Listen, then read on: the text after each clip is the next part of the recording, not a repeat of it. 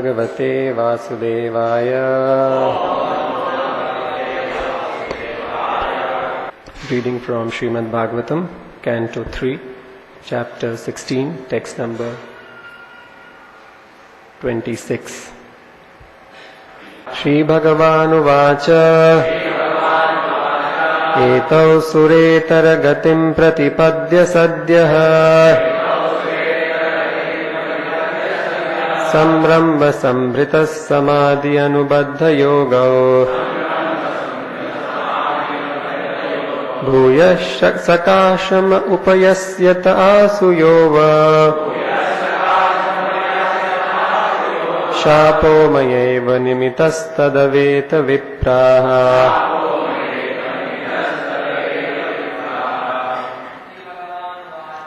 Translation and purport by His Divine Grace A.C. Bhaktivedanta Swami Srila Prabhupada.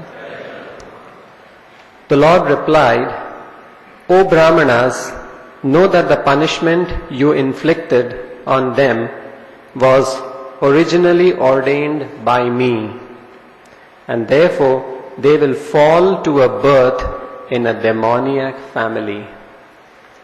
But they will be firmly united with me in thought through mental concentration, intensified by anger, and they will return to my presence shortly. Purport by Srila Prabhupada. The Lord stated that the punishment inflicted by the sages upon the doorkeepers, Jaya and Vijaya, was conceived by the Lord Himself. Without the Lord's sanction, nothing can happen. It is to be understood that there was a plan in the cursing of the Lord's devotees in Vaikuntha, and His plan is explained by many stalwart authorities. The Lord sometimes desires to fight. The fighting spirit also exists in the Supreme Lord. Otherwise, how could fighting be manifested at all? Because the Lord is the source of everything, anger and fighting are also inherent in His personality. When He desires to fight with someone, He has to find an enemy. But in the Vaikuntha world, there is no enemy, because everyone is engaged fully in His service. Therefore, He sometimes comes to the material world as an incarnation in order to manifest His fighting spirit. In Bhagavad Gita 4.8, also it is said that the Lord appears just to give protection to His devotees and to annihilate the non-devotees. The non-devotees are found in the material world, not in the spiritual world. Therefore, when the Lord wants to fight, He has to come to this world. But who will fight with the Supreme Lord? No one is able to fight with Him. Therefore, because the Lord's pastimes in the material world are always performed with His associates, not with others, He has to find some devotee who will play the part of an enemy. In Bhagavad Gita, the Lord says to Arjuna, My dear Arjuna, both you and I have appeared many, many times in this material world, but you have forgotten, whereas I remember. Thus Jaya and Vijaya were selected by the Lord to fight with Him in the material world. And that was the reason the sages came to see Him, and accidentally the doorkeepers were cursed. It was the Lord's desire to send them to the material world, not perpetually, but for some time. Therefore, just as on a theatrical stage, someone takes the part of enemy to the proprietor of the stage, although the play is for a short time, there is no permanent enmity between the servants and the proprietor. So the Surajanas, devotees, were cursed by the sages to go to the Asura Jana or atheistic families. That a devotee should come into an atheistic family is surprising, but it is simply a show. After finishing their mock fighting, both the devotee and the Lord are again associated in the spiritual planets. This is very explicitly explained here. The conclusion is that no one falls from the spiritual world or Vaikuntha world, for it is the eternal abode. But sometimes, as the Lord desires, devotees come into this material world as preachers or as atheists. In each case, we must understand that there is a plan of the Lord. Lord Buddha, for example, was an incarnation, yet he preached atheism. There is no God. But actually, there was a plan behind this, as explained in the Bhagavatam. Thus ends the Bhaktivedanta purport. So in this verse, Lord Krishna is speaking, and until the last verse the Kumaras were speaking, and just in the last verse the Kumaras tell Krishna, Vishnu, Lord Vishnu in the Vaikuntha, that, O Lord, whatever punishment you wish to award to these two innocent persons, or also to us, we shall accept without duplicity. We understand that we have cursed two faultless persons. So the four Kumaras, because they were stopped from entering the Vaikuntha to meet Lord Vishnu, they got upset, they got angry, and they have cursed, the four Kumaras have cursed Jaya and Vijaya. And after cursing Jaya Vijaya, they realized their mistake. Because anyone who is there in the spiritual world cannot commit any mistake. If they, the spiritual world is like that. Only persons who have perfected themselves can find a position in the spiritual world, and we cannot commit any mistakes there.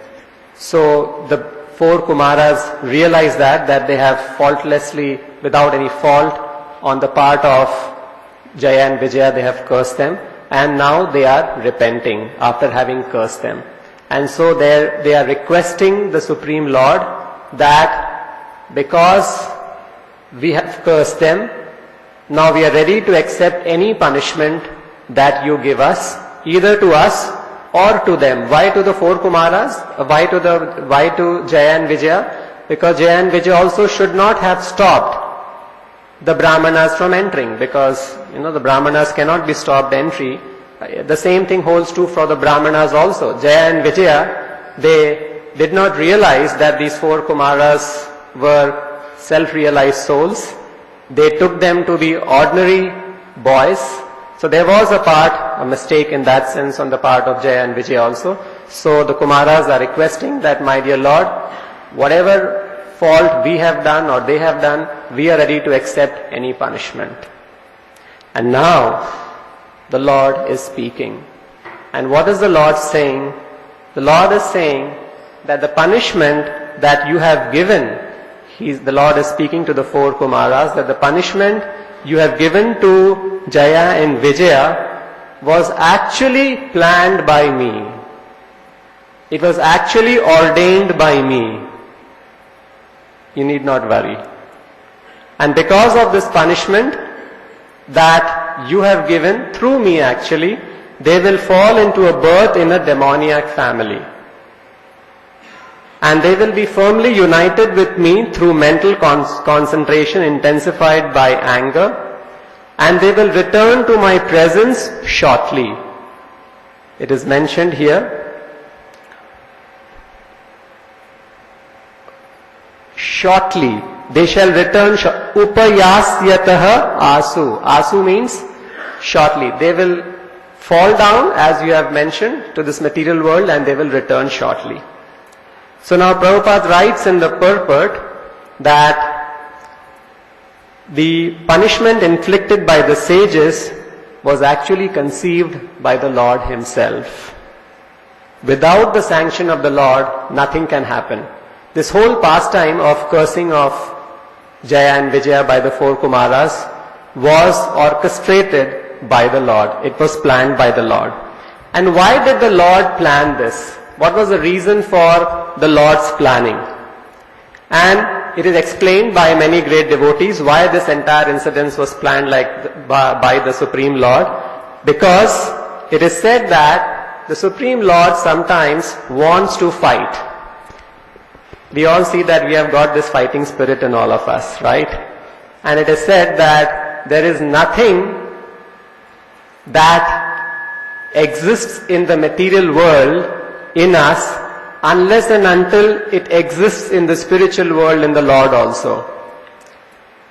So fighting also sometimes gives us a pleasure. Of course, the fighting in the material world is material pleasure and it is not called for.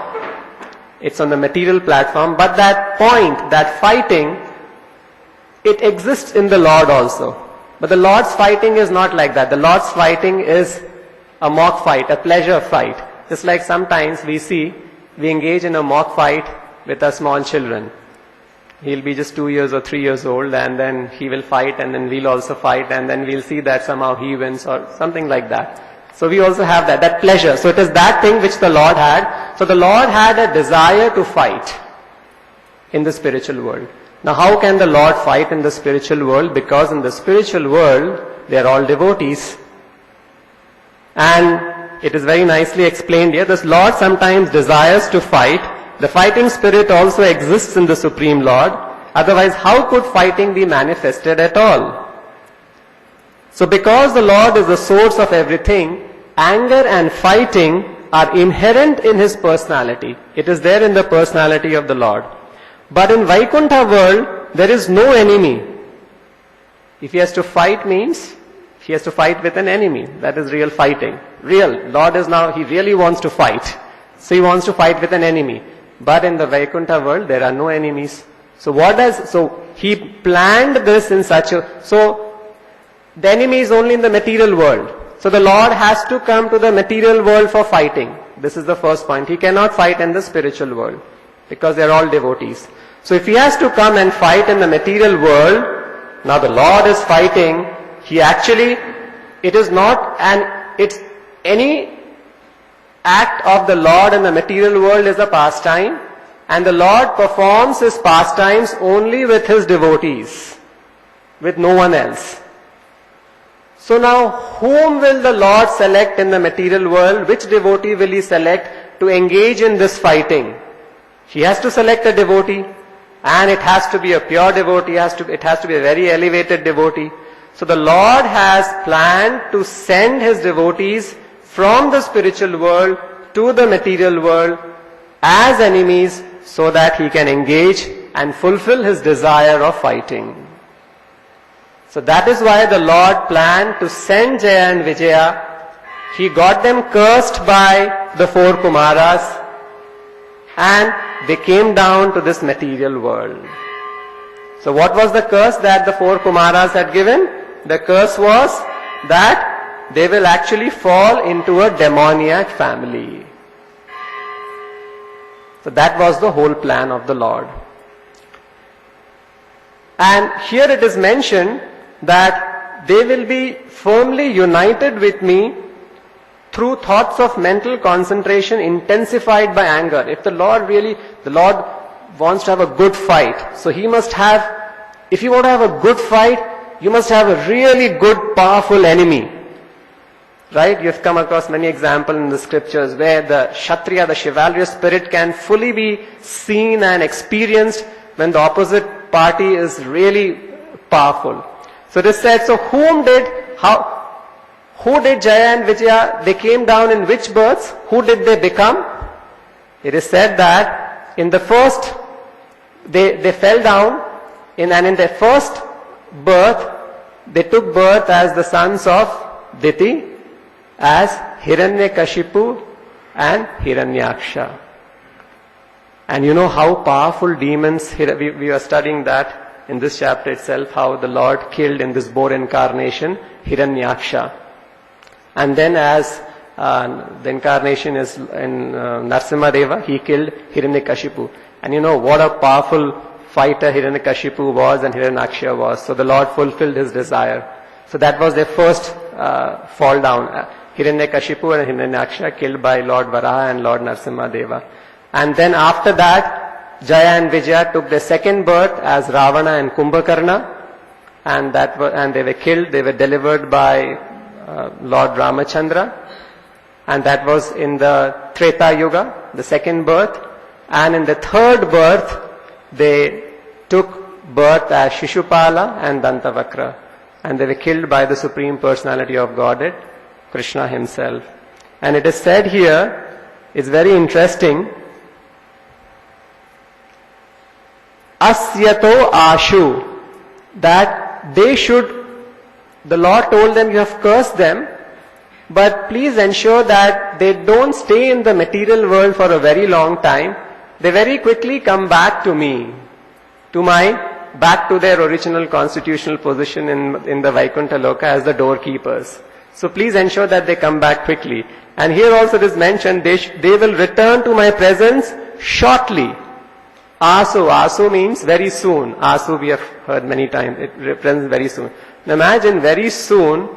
What is this very soon? It is the entire Satyuga, the entire Treta Yuga and the entire Dwapar Yuga. And this is considered to be, they will just go and they will return to my presence. The exact word is used. They will return to my presence shortly. Just like, sometimes we say, I am going out somewhere, I'll return shortly. It is something like that. So this shows the expanse of time. And sometimes people find this very difficult to understand. And Prabhupada explains this as the Kupa Manduka Nyaya, because we have no experience of what time is. For us, this 100 years is all in all. And for us, a short time could be just, a short time, maybe 2 hours or 3 hours or 4 hours. But when compared to the eternality of life, knowing that we are eternal, there is no birth, there is no death, 3 births, 3 yugas, Satyuga, Treta Yuga and Kali Yuga is a very short birth. So, the Lord's pastimes in the material world are performed with his associates, not with others. He has to find some devotees who will play the part of an enemy. And that is why he chose Jaya and Vijaya. And this was his plan. Prabhupada gives a very nice example here, how when Jaya and Vijaya were fighting with the Supreme Lord as Hiranyakashipu, Hiranyaksha or Nrsingadeva and the other demons, how it was, what is that exact understanding? The example that is given is, just as on a theatrical stage, someone takes the part of enemy to the proprietor of the stage. Although the play is for a short time, there is no permanent enmity between the servant and the proprietor. See, in a play, in a drama, somebody has become an enemy, and he has become an enemy against a person who is actually the owner of the stage. So, in that play it is appearing that he is actually his enemy. But factually is he his enemy? He is not his enemy. They are all great persons, they are all, friends. His friend has taken the part of, so in the same way, the Sura Janas, devotees, Jaya and Vijaya, were cursed by the sages to go to the Asura Jana or the atheistic family. That the devotee should come into an atheistic family is surprising. It is very surprising to you how Jaya and Vijaya, they were great devotees of the Lord. In the Vaikuntha Loka, they were born as Hiranyaksha, Hiranyakashipu. How is it possible? So this is simply a show. Because the Lord wanted to engage in this fighting and he had to select the best of his devotees for this pastime, this was a plan of the Lord. The conclusion is that no one falls from the spiritual world or Vaikuntha planet, for it is the eternal abode. But sometimes, as the Lord desires, devotees come to this material world as preachers or as atheists. In each case, we must understand that there is a plan of the Lord. So, devotees sometimes come down as preachers or as atheists, and this is all a plan of the Lord. The example is given here. Lord Buddha, for example, was an incarnation, yet he preached atheism. There is no God, but actually there was a plan behind this. So Buddha is another good example to understand how Lord's plans are inconceivable. Lord Buddha, he comes in the Dashavatara. He is one of the incarnations of the Supreme Personality of Godhead. Yet, he came to preach that God does not exist. He is the Supreme Personality of God, non-different from Krishna, incarnation of Krishna, and he is preaching God does not exist. Why? There was a plan behind it. And what was the plan? The Acharyas explained that when Lord Buddha came, at that time, what was the situation on this planet? About 2,500 years back that Lord Buddha came. And that time the situation was that people, we know that in the Vedic scriptures, in the Karma Kanda portion, it is mentioned, there's something mentioned about animal sacrifice. But there are a lot of rules and regulations attached to it. Animal sacrifice once in a month, and finally to get rid of it, it is for those people who have difficulty in controlling the senses. To regulate them, it is mentioned that okay, and a sacrifice can be offered once in a month, on the Amavasya, on the dark moon night, and then be offered to this Devata. And finally it is mentioned if you offer, what will happen? You will also have to take birth. All those results of animal sacrifice is also given. So all those things are mentioned, and it is forbidden actually animal sacrifice. But just for those who cannot control their senses, it is mentioned that okay, once in a month you can offer, and then the Lord, Mother Kali, some demigods will accept it. So what was happening 2,500 years back? This rule was being exploited, and people taking the shelter of this rule, they were grossly committing animal killing. And animal killing became so rampant 2,500 years back that people had completely forgotten God consciousness. Forget about God consciousness, they were not even cultured people. They had become animals. They were killing animals so much. So when Buddha came, he is the Supreme Personality of Godhead. His goal is to preach God consciousness. So he thought, how can I ever preach about God to people who are so much into meat eating and animal killing? They don't even have compassion. A person who has no compassion, how can he understand about God? So you cannot give someone who's so fallen something so elevated. It's just like if you have to teach someone trigonometry, sin squared theta plus cos squared theta is equal to 1. He has to first understand what is plus, what is minus, things like that. He cannot be taught algebra, higher trigonometry straight away. So Buddha gave them the first basic knowledge, how to uplift them slowly. So he preached, what did he say? Because the people were taking shelter of the Vedas, that instruction that animal sacrifice is permitted, he said and the first thing that they have to learn is ahimsa, that no animal killing. Compassion is the first lesson he wanted to teach them. So Buddha said, I reject your Vedas. There are no Vedas. There is no God. And he says, so then if there are no Vedas, no God, then something he has to say for people to follow. So he says, ahimsa parama dharma. The first dharma is ahimsa, learn ahimsa, no killing. So that was the teaching Lord Buddha gave, that there is no God. He never talked about spirit, nothing. This was the only information he gave. So people stopped animal killing. And there is no God, and they accepted Buddha as all in all. So they started worshipping Buddha, because Buddha was their spiritual master, or God in that sense, everything for them. So they got uplifted. And then it is mentioned here, there's a plan of the Lord, and preachers and atheists came, and for example, Buddha was an incarnation, yet preached atheism. He did this, and then slowly the acharyas have given their understanding how different acharyas came, and slowly, it was a plan. They established the highest philosophy of Vaishnavism. So after Lord Buddha came, Shankara came. And Shankara, he introduced to them about spirit. Because Lord Buddha said, and he reintroduced Vedas. Because now, this much was established, they were all compassionate, no more animal killing was there, so they became little up, elevated. And then Shankara also, all of a sudden, he cannot give them the highest philosophy, because from no God to, the God is Supreme Personality of God is difficult. So, he preached Advaita. He says, no, God is there, and you are also God. So it's little easy to understand and take it. From no God. So he preached Advaitism. He preached no. Buddha didn't talk about spirit, he talked only about matter.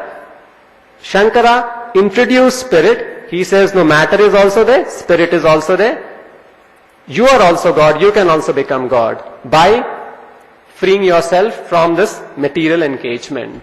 So that is how Lord Shankara came and he preached Advaitism. And then after that, so his basic fundamental was to re-establish the Vedas. And this was also a plan of the Lord. Shankara is actually the incarnation of Lord Shiva. And it is said, Lord Shiva says that actually I have been sent, he was sent by Krishna to re-establish Vedas and to preach this philosophy of Advaitism, so that people get little uplifted and slowly they are prepared to receive higher knowledge. And after Shankara came and then introduced this Vedas, at that time, after that, and about 1000 years back, Ramanujacharya came, and he from the Shankara's philosophy of Advaitism, Ramanujacharya introduced Vishishta Advaita. He says, yes, there is Advaita, there is no difference between spirit and matter, but Vaishishta, they maintain their difference in a certain state, in a certain manner. That they are qualitatively one, but quantitatively different. A portion of it. And then after that, Madhvacharya came and introduced Shuddha Dvaita. That Ramanujacharya maintained that, yes, there is oneness. Actually, Ramanujacharya's philosophy is very close to our philosophy, but Madhvacharya also established that in some aspects, even if we go to the spiritual world, we will continue to maintain our differences. Shuddha Dvaita. And then finally Chaitanya Mahaprabhu came and he made us he revealed to us the highest philosophy of Achintya Bheda Abheda Tattva. And that is what we have received from Srila Prabhupada. Srila Prabhupada came after that and he spread this message all over this world. So this is, in each case we must, sometimes the Lord desires devotees come into this material world as preachers or as atheists. In each case, we must understand that there is a plan of the Lord. And this is these are few things that are mentioned in this purport. We'll end here. Grantara Srimad Bhagavatam ki, Srila Prabhupada ki, Nitai Gaur.